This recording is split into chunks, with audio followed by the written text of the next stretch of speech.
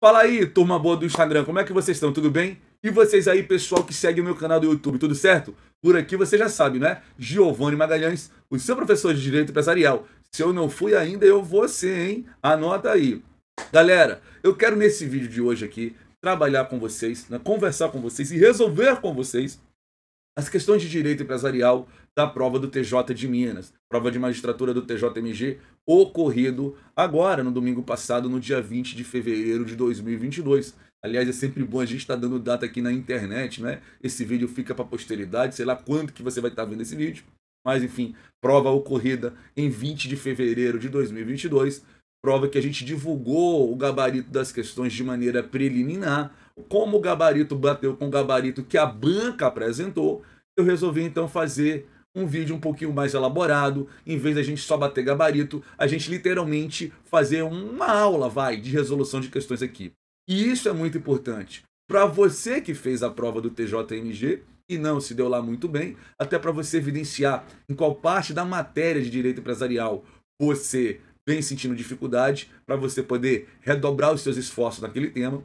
Isso serve também para você que estuda para concurso público, cuja banca provavelmente será a FGV, ou se você já tem certeza dela, e também para você que se prepara para exame de ordem. Aliás, é a brincadeira que corre nos preparatórios em geral, não é? A FGV nesses anos agora, 2020, ela está sendo o que a CESP era de 2000 a 2010. É impressionante, os grandes concursos em carreira jurídica, em carreiras fiscais, quase todos eles sendo encampados aí pela FGV. E cara, uma dica importante para você antes da gente começar. Apesar de variar o concurso, né, a prova da FGV ela não varia. Às vezes você tem editais que a FGV só faz a logística, a banca do próprio órgão, a banca do próprio tribunal, mas é impressionante como ela segue sempre uma mesma trilha, uma mesma linha, o mesmo nível de exigência. Isso pode ser uma baita coincidência, mas acontece nas questões de direito empresarial, te asseguro, são as questões que a gente costuma seguir com elas, enfim, a matéria que a gente leciona e que a gente prepara para você, tá certo? E aliás, se você não sabe, eu te convido a conhecer, você estuda para magistratura, o meu programa de treinamentos. Programa de treinamento chamado Direito Empresarial, programa Top 10 Magistratura. Programa de treinamentos esse focado em provas de magistratura em Direito Empresarial. Se você está assistindo esse vídeo no YouTube, aqui embaixo, ó, eu vou estar na descrição dos vídeos o link para você poder conhecer melhor sobre ele. Se você está assistindo no Instagram, ele vai estar lá na bio, um link específico para você poder acessar a página e poder conhecer melhor. E cara, aqui no YouTube, manda nos comentários aí qualquer dúvida que você tenha sobre o vídeo ou sobre o top 10, que a gente vai conversando. Se você está no Instagram, pode mandar no direct, tranquilo e calmo, fechado? Aproveitando o ensejo, se você está no YouTube, eu já vou te pedir, caso você não siga o canal, né, que se você se inscreva no canal, dá aí o joinha nesse vídeo, comenta, compartilha para o pessoal que tem dificuldade aí com o direito empresarial. Isso vale também para você estar no Instagram, mete o vídeo, a postagem no aviãozinho para quem você acha que precisa, porque, galera, esse é um dos meus grandes objetivos de vida, em matéria de sala de aula, em matéria de concurso. Demonstrar e comprovar para você que direito empresarial não precisa ser esse bicho de 7 cabeças que todo mundo pinta. Dá para você estudar direito empresarial de modo facilitado e ainda assim você obter resultados de alto rendimento. Isso é o que eu mostro para os meus alunos, inclusive lá no top 10, fechado? Mas sem demora, bora aqui para as questões, para a gente ver aí que você precisa melhorar, aonde é que você precisa dar aquele reforço na sua matéria de direito empresarial. Primeira questão aí, ó, é a prova 71, né? Questão 71 começa as questões de direito empresarial. Eu estou fazendo aqui a prova branca, tá? Então, se você fez a prova e a sua prova era de outra cor, é interessante você estar com a prova aí aberta para você poder bater o gabarito, já que os gabaritos vão mudando, inclusive, a sequência das questões, tá bom? Olha aí, ó. João, brasileiro, casado na comunhão universal de bens com Maria, residente domiciliado em Minas Gerais, pretende constituir sociedade empresária com Carlos, brasileiro, nascido em 2007, residente domiciliado em São Paulo, para a consecução de compra e venda de produtos alimentícios. Então você está vendo, questão de caso concreto, como é normal em provas de FGV, João, casado na comunhão universal, Carlos, solteiro, querem montar uma sociedade entre si. Como é que fica? Vamos aos itens. Letra A. João não pode ser sócio de Carlos, por ser casado sob o regime da comunhão universal de bens com Maria, o que nos moldes legais o impede de exercer atividade empresarial. Meus amigos, esse item está falso, tá? Esse item, ele está completamente falso. E ele está falso por quê? Veja, a proibição que a gente tem, o impedimento que a gente tem, previsto, aliás, no artigo 977 do Código Civil, é o de pessoas casadas na comunhão universal, como é o caso de João e de Maria, ou na separação obrigatória, dividirem o mesmo contrato social. Seja somente eles, sejam eles com mais alguém. Se tiver um cônjuge numa sociedade, outro cônjuge noutra sociedade, isso não é problema. Então, perfeitamente viável a sociedade ser montada entre João e Carlos aí, tá? O comunhão universal do João só vai impedir dele montar uma sociedade dividindo o contrato social com Maria. Letra B. Carlos, por ser absolutamente incapaz, não poderá exercer a administração da sociedade, porém, dela poderá fazer parte desde que esteja devidamente representado e o capital social esteja totalmente subscrito ou integralizado. Item B de BOP é o item a ser marcado aqui, baseado, sabe aonde? Artigo 974, parágrafo 3º do Código Civil, que vai nos mostrar exatamente como é que faz para um incapaz poder ser sócio. Veja, Carlos nascido em 2007, a gente está hoje 2022, ele teria ali 15 anos. Letra C, vamos ver os erros, né? Se o representante ou assistente de Carlos for pessoa que, por disposição de lei, não puder exercer atividade de empresário, ele não poderá ser sócio da sociedade. Item falso também, tá? Se o tutor, o representante legal do Carlos, ele não puder se envolver empresarialmente, ele estiver proibido, ele for um servidor público da ativa, por exemplo, o que vai acontecer? Ele, o tutor, junto com o juiz, poderão nomear um ou mais gerentes para irem aí administrando os interesses de Carlos no empreendimento empresarial. Artigo 975 do Código Civil. E letra D. João, no exercício da atividade empresarial, não poderá gravar de ônus reais os imóveis que integrem o patrimônio da empresa, sem a outorga conjugal de Maria. Esse item também, galera, ele está equivocado. Por quê? Se você olhar o 978 do Código Civil, ele vai nos dizer o contrário, que o empresário individual casado, ele poderá alienar os imóveis pertencentes à atividade empresarial sem necessariamente precisar da outorga conjugal, e isso valeria inclusive para o caso concreto da questão, onde eu estaria diante de uma sociedade. O patrimônio da empresa seria, portanto, da sociedade, e não da própria pessoa física de João. Portanto, de nenhum modo haveria problema, nem mesmo se João fosse empresário individual aí. Valeu, vamos para a próxima questão. Olha só. Segunda questão, que é a questão 72, perdão. Esse número vai sempre confundir. Vamos lá. Clara e Francisco abriram um cursinho preparatório para concursos públicos em uma pacata cidade do interior de Minas Gerais. Clara não quis se envolver na atividade constitutiva do objeto social, obrigando-se apenas perante Francisco nos moldes do contrato social. Já Francisco, por se tratar de figura notória e de conceituada família, optou por contribuir ativamente e ser reconhecido perante terceiros como dono do negócio, exercendo a atividade constitutiva do objeto social em seu nome individual e sob sua própria exclusiva responsabilidade. Efetuadas as negociações, foi elaborado um contrato social com as normas, direitos e deveres das partes, o qual foi registrado regularmente no órgão competente. Sobre a situação apresentada, assinale a afirmativa correta. Letra A. Falindo Francisco, o contrato social fica sujeito às normas que regulam os efeitos da falência nos contratos bilaterais do falido. Vamos entender isso daqui. Eu estou diante de que tipo de sociedade? Clara não se envolve com terceiros, não exerce atividade constitutiva, a sua única obrigação é perante Francisco, e Francisco ele é o dono do negócio, que exerce a atividade em seu nome individual e sob sua exclusiva responsabilidade. Nós estaríamos aqui diante, então, do quê? De uma sociedade em conta de participação, da qual o Francisco é o sócio ostensivo e a Clara a sócio oculta ou participante. Fechado? Então, olha o item A aí, ele está mostrando o quê? Falindo Francisco, o contrato social fica sujeito às normas que regulam os efeitos da falência nos contratos bilaterais do falido. Esse item está falso. ele estaria verdadeiro se ele estivesse falando de clara. É exatamente isso que a norma da sociedade em conta de participação vai trazer para a gente. No caso de falência do sócio oculto ao participante, é que vai acontecer aí o quê? A resolução ou não da conta de participação de acordo com as regras de interpretação dos efeitos da falência em relação aos contratos bilaterais do falido. Item B de BOP é o item a ser marcado aí, onde mostra o que acontece na falência do sócio ostensivo. A falência de Francisco acarreta a dissolução da sociedade e a liquidação da respectiva conta, cujo saldo constituirá crédito quirografário, verdadeirão. Letra C. O contrato social produz efeito somente entre os sócios e a inscrição em qualquer registro confere personalidade jurídica. Confere não, tá? A sociedade em conta de participação é uma das sociedades que, de acordo com a lei brasileira, não tem personalidade jurídica.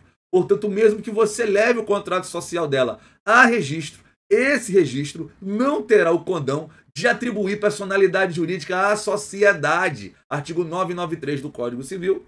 E letra D. Carla, sem prejuízo do direito de fiscalizar a gestão dos negócios sociais, pode tomar parte nas relações de Francisco com terceiros, sem com ele responder solidariamente pelas obrigações que intervier, ao contrário.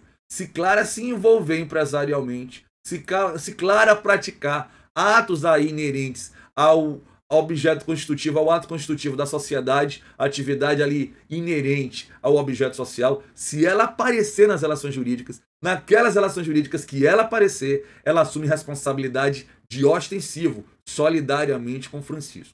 Então, segunda questão aí, letra B de BOP mais uma vez. Vamos para a terceira, questão 73. Olha só. Com relação ao estabelecimento empresarial e os institutos complementares da atividade empresarial, analise as afirmativas a seguir e assinale V para verdadeira e F para falsa. Primeiro item. O adquirente do estabelecimento responde pelos pagamentos dos débitos anteriores à transferência, desde que regularmente contabilizados, continuando o devedor primitivo solidariamente obrigado pelo prazo de 2 anos, a partir quanto aos créditos vencidos da publicação e quanto aos outros da data do vencimento. Baita sacanagem, mas é isso mesmo, cara. A banca, ela não tá aí para saber se você sabe, ela tá aí para lhe eliminar. O erro desse item tá no prazo. Artigo 1146, ele estabelece exatamente esse texto aí, apresentando a sucessão empresarial decorrente do traspasse.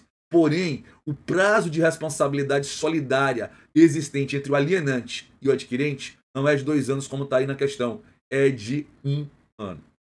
Próximo. O estabelecimento não se confunde com o local onde se exerce atividade empresarial, que poderá ser físico ou virtual. Esse item está verdadeiro. Ele é um entendimento que a doutrina já trazia de longa data. Eu não posso confundir o estabelecimento com um ponto. O que é o ponto? É o endereço, o imóvel, o ambiente, o local que o empresário precisa para se estabelecer.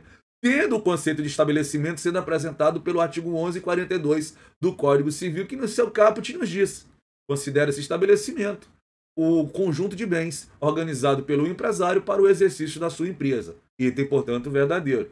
Próximo item. O nome empresarial não pode ser objeto de alienação. O adquirente de estabelecimento por ato entre vivos pode, se o contrato permitir, usar o nome do alienante precedido de seu próprio, com a qualificação de sucessor. Item verdadeiro também. Aliás, esse é um destaque que vale a pena fazer. Meus amigos, a única coisa que a legislação empresarial impede, proíbe expressamente o empresário de vender, é o nome empresarial. Não está proibido de vender estabelecimento, não está proibido de vender marca, não está proibido de vender bem imóvel, não está proibido de vender nada. Eu, inclusive, até brinco com isso nas minhas aulas, né? O empresário, ele pode, querendo, até vender a sua alma para o diabo. Afinal de contas, a gente está no direito privado e aquilo que a lei expressamente não veda, ela tacitamente permite. A única vedação, a única proibição está lá no artigo 1164 a respeito do nome empresarial, porque o nome empresarial ele é um atributo decorrente da personalidade empresarial. Enquanto tal, ele é inalienável. Portanto, mais uma vez, a gente marca B de BOP aqui. Sempre lembrando, hein? A gente está trabalhando a prova branca. Se você fez a prova de alguma outra cor do Tribunal de Minas, é interessante que você esteja com a prova aberta para a gente poder ir batendo aí o gabarito. Fechou? Olha a próxima questão aí, 74. uma sociedade empresária limitada composta por 16 sócios reuniu-se em assembleia para deliberar, né, ou designar, melhor dizendo, administradores em ato separado e o modo de sua remuneração. Todos os sócios declararam cientes do local, data, hora e ordem do dia.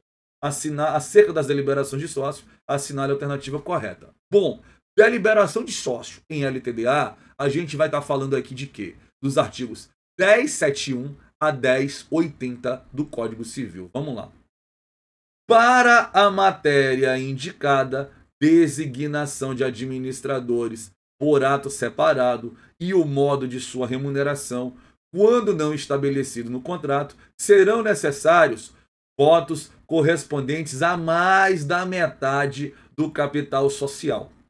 Esse é o item a ser marcado aí. Tá? Aliás, esse é um core importante de você saber, lá na forma do artigo 1076 do Código Civil. Os assuntos inerentes à administração e, em regra, salvo quórum específico previsto no próprio Código, a gente resolve pela maioria absoluta por mais da metade do capital social. Ok? Show de bola? Vamos seguir para ver os erros das outras. Letra B. As deliberações tomadas em conformidade com a lei e o contrato vinculam a todos os sócios, exceto os ausentes ou dissidentes. Cara, vincula todo mundo.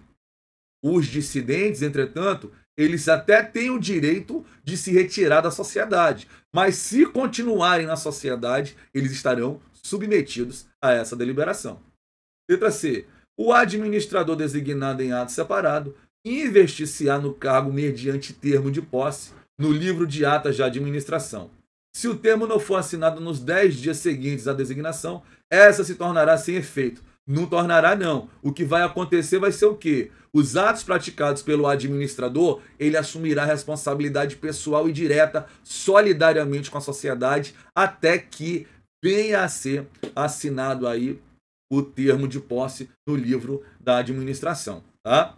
Letra D. É imprescindível que se faça o anúncio de convocação de Assembleia de Sócios, o qual será publicado por 3 vezes ao menos, devendo mediar entre a data da primeira inserção e a da realização da Assembleia o prazo mínimo de 8 dias para a primeira convocação e de 5 dias para as posteriores. Cara, esse item dá vontade de marcar ele verdadeiro, né? Mas se você olhar, ó, olha lá o comando da questão. A questão está dizendo que todos os sócios declararam cientes do local, da data, da hora e da ordem do dia. Quando isso acontece, torna-se desnecessário a realização da Assembleia, porque todos os sócios já se tornaram cientes. Torna-se desnecessário, melhor dizendo, a publicação dela, porque a ideia da publicação é os sócios tomarem ciência de que vai haver uma deliberação. Se eles já se manifestaram cientes, a publicação, portanto, ela fica desnecessária, ela se torna facultativa, dispensada mesmo, eu diria. Próxima questão. 75. A sociedade ABC, Comércio e Indústria Limitada, foi transformada em uma sociedade anônima, ABC, Comércio e Indústria S.A. Ato contínuo incorporou a sociedade XK Empreendimentos Limitada, lhe sucedendo todos os direitos e obrigações. Então, vê, eu estou diante de uma sociedade que era LTDA, ela se transformou em SA, depois da transformação ela incorpora uma outra LTDA. Sobre essas duas operações aí, a transformação de um lado e a incorporação do outro, vamos ver o que está correto.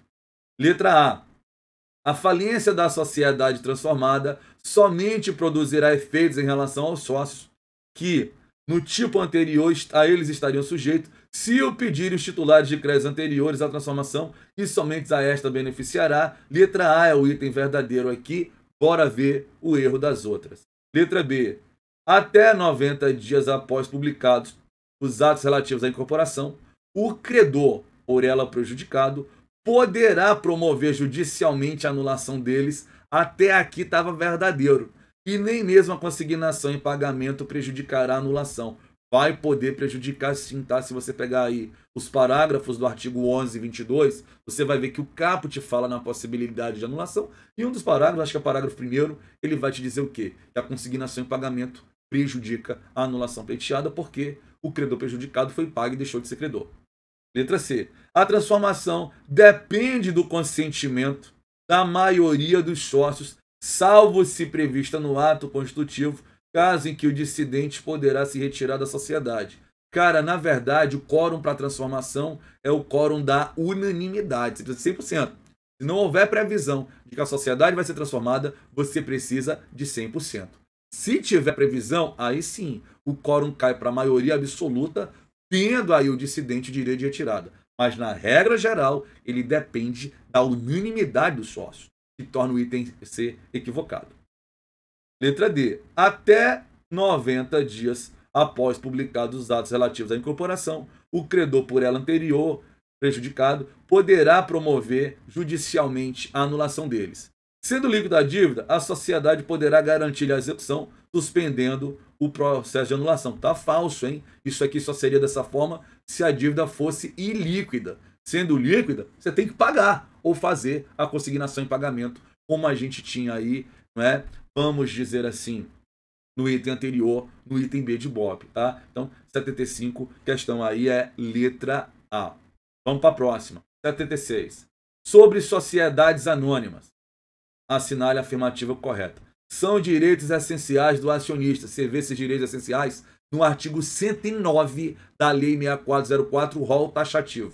O direito de participar nos lucros e no acervo da sociedade está lá. Direito de voto, errou. O direito de voto ele não é um direito essencial do acionista. Tanto é que tem ação que tem direito de voto e tem ação que não tem.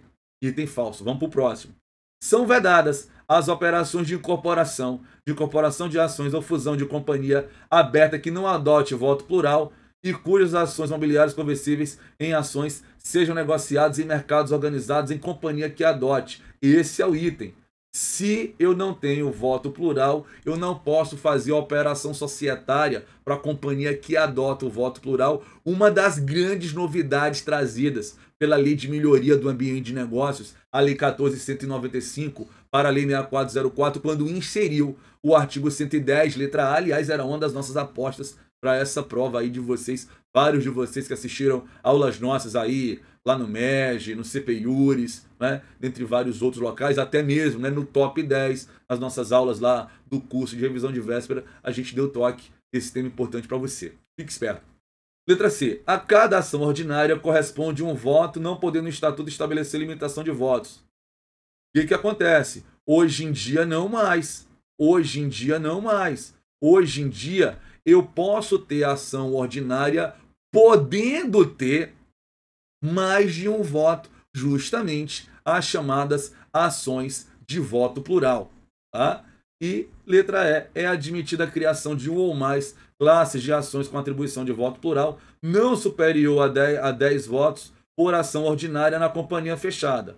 Na companhia aberta, após a criação de quaisquer ações ou valores mobiliários em mercado de balcão ou mercado de balcão de valores mobiliários. Cara, na verdade, esse limite de 10 votos por ação ordinária, ele é para qualquer sociedade. Tá? Ele é para qualquer sociedade esse limite de 10 votos e não somente para a companhia fechada, como está dito aí no item.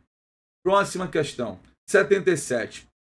Sobre ações e valores mobiliários emitidos pela sociedade anônima, assinale a alternativa correta. Letra A. A deliberação sobre a emissão de debêntures é da competência privativa do Conselho de Administração. Aqui já está errado, né? Como regra, quem delibera a emissão de debêntures é a Assembleia, em alguns casos específicos, e especificamente para a companhia aberta, o Conselho de Administração pode assumir, mas a competência privativa prioritária é da Assembleia. A outra frase está até ok. Na companhia aberta, o Conselho de Administração pode deliberar a emissão de debêntures simples não conversíveis em ações, salvo disposição em contrário. Desde que o Estatuto não vede, o Conselho de Administração poderá fazer isso em companhia aberta. Mas a regra é que a deliberação tem que ser feita por Assembleia Geral. Letra B. A companhia poderá emitir, dentro do limite do capital autorizado, títulos negociáveis, denominados bônus de subscrição, que conferirão aos titulares direito de subscrever ações do capital que será exercido mediante a apresentação do título à companhia e pagamento do preço de emissão das ações. Até aqui está verdadeiro. Somente a Assembleia pode deliberar. Aí está errado. É possível o quê?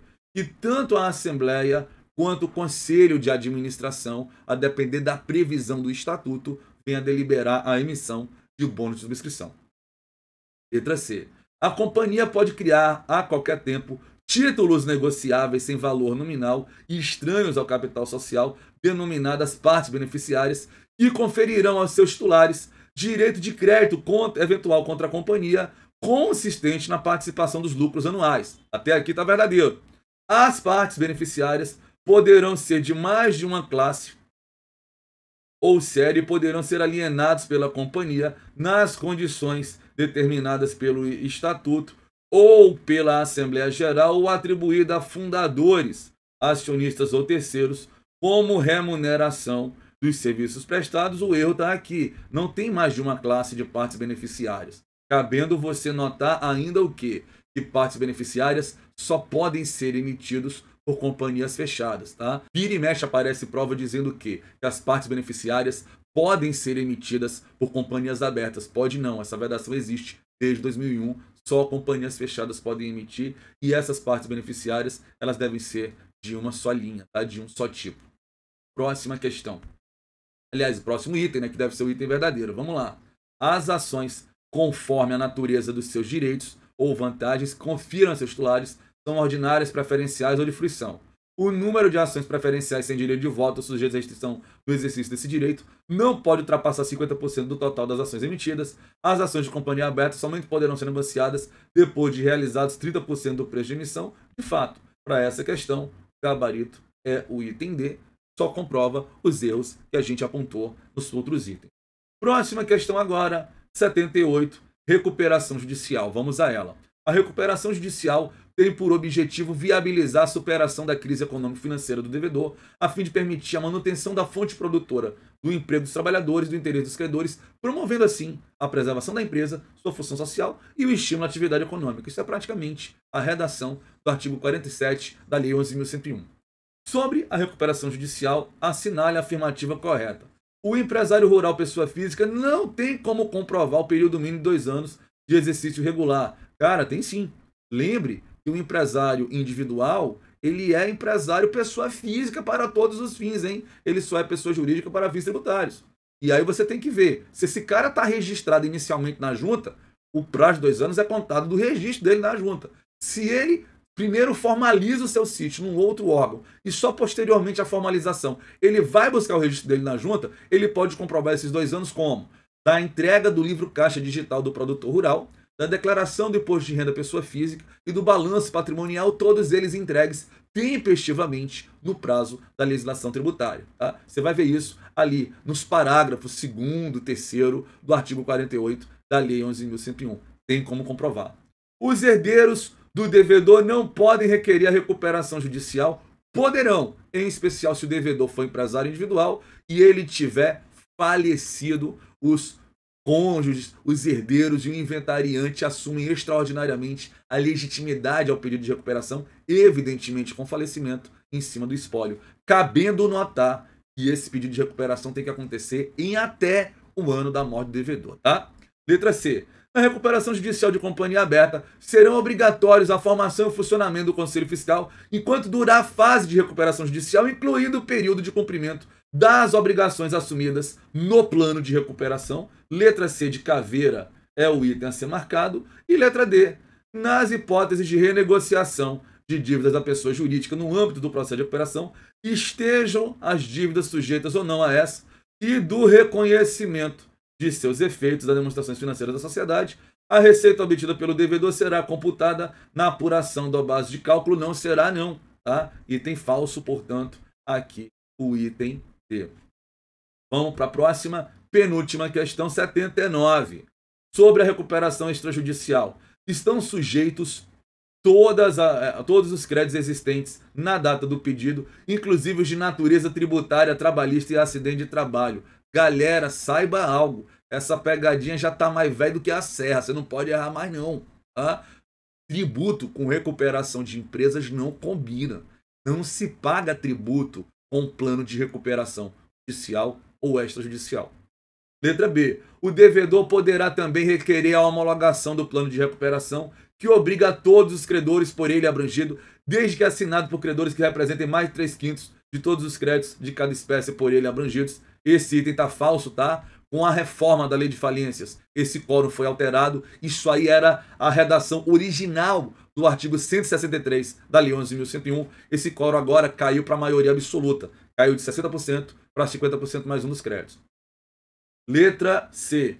Para a homologação do plano de recuperação judicial, além da justificativa e do documento que contém seus termos e condições, com as assinaturas dos credores que a eles aderiram, o devedor deverá juntar à exposição de situação patrimonial do devedor as demonstrações contábeis relativas aos 3 períodos de últimos exercícios sociais e as levantadas especialmente para instruir o pedido e os documentos que comprovem os poderes dos subscritores para novar ou transigir a relação nominal completa dos credores, com a indicação de cada um, a natureza, a classificação e o valor do crédito atualizado, discriminando sua origem, o regime dos respectivos vencimentos e a indicação dos registros contábeis de cada transação pendente. Cara, se fosse para trazer isso tudo, era melhor ir logo para a recuperação judicial, tá? Você tem que ler aqui o artigo 163, parágrafo 4º, que vai te dizer o que você tem que levar para homologar na recuperação extrajudicial. Dá uma olhadinha lá que você vai ver o que você precisa trazer. Aí trouxe demais. Letra B, portanto, é o item a ser marcado. Após o reconhecimento do processo estrangeiro principal, somente se iniciará no Brasil um processo de recuperação extrajudicial se o devedor possuir bens ou estabelecimento no país. Os efeitos do processo ajuizado no Brasil restringem-se aos bens e estabelecimentos do devedor localizado no Brasil e pode se estender a outros, desde que essa medida seja necessária para a cooperação e coordenação com o processo estrangeiro, norma aí de insolvência transnacional cobrada na sua prova. E para finalizar, 80. Sobre a falência, assinale a afirmativa correta. Letra A. Se não forem encontrados bens arrecadados ou se os arrecadados forem insuficientes para as despesas do processo, o administrador informará imediatamente o fato ao juiz, que, ouvido o Ministério Público, fixará, por meio de edital, o prazo de 10 dias para os interessados se manifestarem. Decorrido o prazo sem manifestação dos interessados, o administrador judicial promoverá a venda de bens arrecadados no prazo máximo de 30 dias para bens imóveis e de 60 dias para móveis. Trocou aqui, hein? E apresentará seu relatório nos termos legais. Item tá falso. É uma das novidades da lei, artigo 114, letra A, mas está falso. Ele trocou aqui os prazos dos bens móveis para imóveis. Letra B. Os contratos bilaterais não se resolvem pela falência e podem ser cumpridos pelo administrador judicial se o cumprimento reduzir ou evitar o aumento ou for necessário a manutenção e preservação de seus ativos mediante autorização do comitê. O contratante pode interpelar o administrador judicial no prazo de até 60 dias, contado da assinatura do termo de sua nomeação, para que, dentro de 10 dias, declare se cumpre ou não o contrato. Galera, o erro está no primeiro prazo. Na verdade, a interpelação tem que ser feita em até 90 dias. Beleza? Bom, vamos aos outros itens, né, para encontrar o item correto.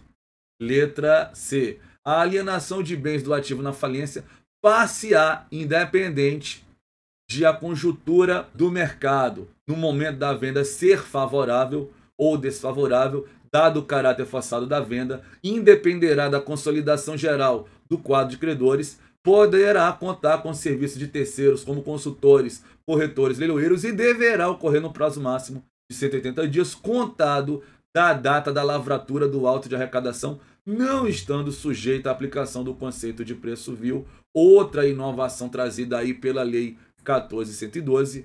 E letra D, extingue-se as obrigações do falido pelo pagamento, depois de realizado todo o ativo, de mais de 50%. Está errado. Era esse valor lá no original, hein? Era esse valor no original da lei. O artigo 158, inciso 2, foi alterado pela reforma para reduzir esse quórum de 50% para 25% dos créditos quirografários. Beleza com isso, pessoal? Então, ó, esse foi o nosso vídeo aí de comentário às questões de direito empresarial da prova de TJMG. Valeu?